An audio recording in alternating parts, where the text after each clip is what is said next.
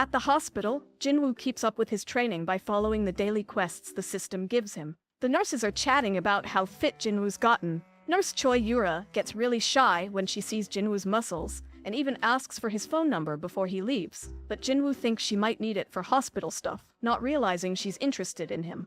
On TV, Baek Yoonho, a famous hunter, talks about his daily routine, mentioning he trains every day, just like when he was a firefighter. At home, Gina is getting ready for school, and is shocked to see how much Jinwoo has changed, noticing he's gotten taller and more muscular. She doesn't think she needs an umbrella, but Jinwoo insists she take one. Jinwoo thinks hard about which stats to boost next, and decides on increasing his strength, agility, and perception, using points he's earned from his daily quests.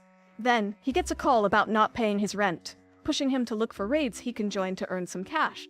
But the raids that pay well need higher-ranked hunters, not E-ranks like him. Jinwoo thinks about getting re-evaluated to get a much higher rank. Consider he's leveled up to 18 and gotten much stronger, but worries it'll cause too much attention and decides against it. He completes his daily quests and runs into some hunters needing an extra person for their C-rank dungeon. They only need Jinwoo to carry their stuff, offering him 2 million won for just being there. Jinwoo thinks it's risky to go on a raid without a healer but signs up anyway.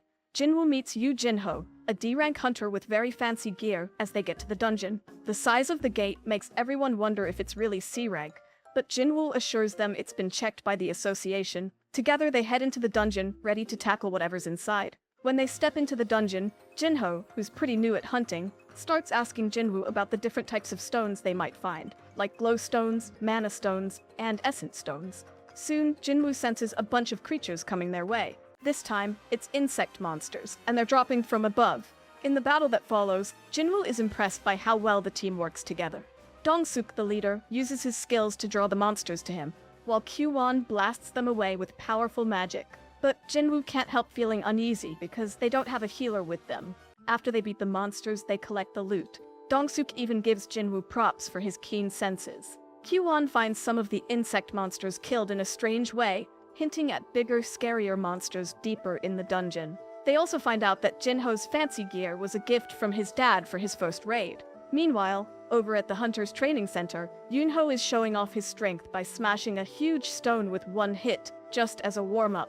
Back in the dungeon, as they go deeper, Jinwoo starts feeling like the contract he signed might be too good to be true, and suspects something's not right. Then they find a cave filled with mana stones and get super excited, thinking they've hit the jackpot. Jinho, who knows a lot about legal stuff, notices that Jinwoo's contract only covers loot from monsters, not mined loot. He asks Dong-suk to share the mana stones fairly with everyone, and Dong-suk agrees. But then, Dong-suk and his team leave to supposedly get mining equipment, telling Jinho and Jinwoo to keep an eye on the dungeon boss that seems to be asleep. Jinwoo's gut feeling was right. Dong-suk tells Kyu-won to seal the dungeon, trapping Jinho and Jinwoo inside with the boss. This reminds Jinwoo of a warning from Chi-yul about people in the hunter world who might use others as bait. As the dungeon boss wakes up, Jinwoo realizes he's in a similar spot to his previous deadly dungeon experience. But this time, he's determined to defeat the boss, showing he's become a lot stronger and ready to face whatever comes his way.